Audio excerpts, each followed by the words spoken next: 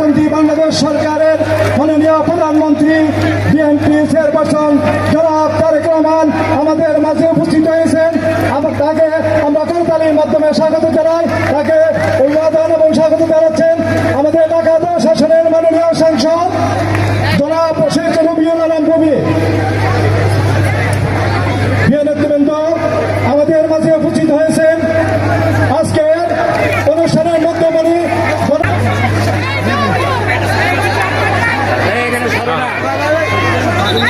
أعوذ بالله من الشيطان الرجيم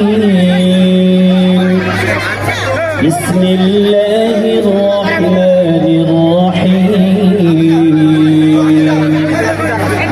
وكذلك أوحينا إليك روحا من أمرنا ما كنت تدري ما الكتاب والآياتنا আমরা তোমার জন্য সকলেই দোয়া করব এবং সাথে সাথে বাংলাদেশের সাবেক সফল প্রধানমন্ত্রী মরহুমা বেগম আলামিন ربنا ظلمنا أنفسنا وإن لم تغفر لنا وترحمنا لنكونن من الخاسرين رب ارحمهما كما ربياني صغيرا رب ارحمهما كما ربياني মহিয়ান গরিয়ান স্বাধীনতার মহান ঘোষক শহীদ প্রেসিডেন্ট জিয়াউর রহমান সাহেবের জন্য দোয়ার আয়োজন করা হয়েছে। আল্লাহ ইয়া রব্বুল আলামিন ওনাকে আপনি মাগফিরাত নসিব করেন।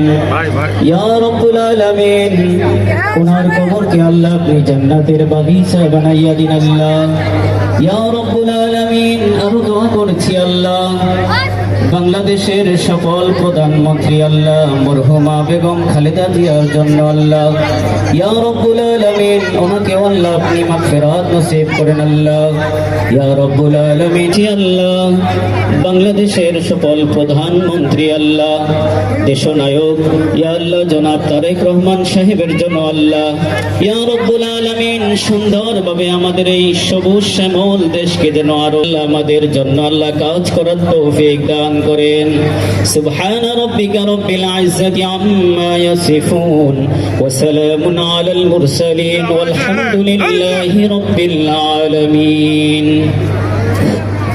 এখন বক্তব্য রাখবে সেই অ্যাপোলো পিপল আই সেই নেতা মাননীয় প্রধানমন্ত্রী জননেতা তারেক রহমান এ পর্যায়ে আপনাদের সামনে বক্তব্য রাখবেন। উপস্থিত মরবিবর্গ, উপস্থিত এলাকাবাসী ভাই বোনেরা, উপস্থিত প্রিয় নেতৃবৃন্দ এবং কর্মী ভাইরা, আসসালামু আলাইকুম। আজকে আমরা এখানে একত্রিত হয়েছি শহীদ রাষ্ট্রপতি জিয়াউর রহমানের ৪৫তম শাহাদাত বার্ষিকী উপলক্ষে। এই শাহাদাত বার্ষিকী উপলক্ষে বিগত ৪৫ বছর ধরে আমরা সবসময় চেষ্টা করেছি আমাদের দলীয় অবস্থান থেকে আমাদের নেতাকর্মীরা অনেকেই তাদের ব্যক্তি উদ্যোগে চেষ্টা করেছে এই দিনটিতে এলাকার দুস্থ অসহায় মানুষের পাশে দাঁড়ানোর জন্য।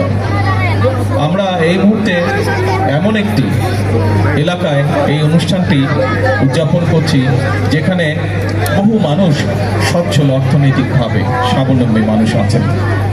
এই সকল মানুষের কাছে আমি বিনীত অনুরোধ করব যে আমরা প্রত্যেকটি মানুষ যারা সচ্ছল, যারা অর্থনৈতিকভাবে স্বাবলম্বী, আমরা যদি আমাদের আশেপাশে এইরকম অসহায় অসচ্ছল মানুষ যারা আছেন তাদেরকে যদি আমরা অর্থনৈতিকভাবে স্বাবলম্বী হতে সাহায্য করি তাহলে নিশ্চয়ই আমরা বাংলাদেশের অবস্থার পরিবর্তন একদিন করতে সক্ষম হব।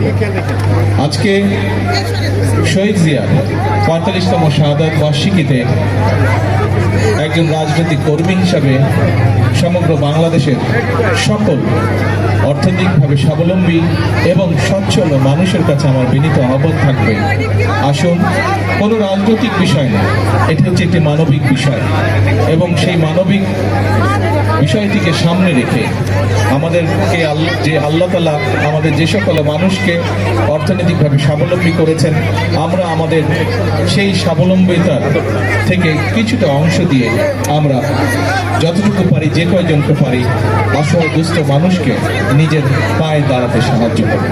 শহীদ জিয়ার 45তম শাহাদাত বার্ষিকীতে এটাই হোক আমাদের সেই প্রত্যাশা, এটাই হোক আমাদের সেই চাওয়া। এই আশা ব্যক্ত করে আমি আমার বক্তব্য শেষ করছি। আল্লাহ হাফেজ। বাংলাদেশ জিন্দাবাদ।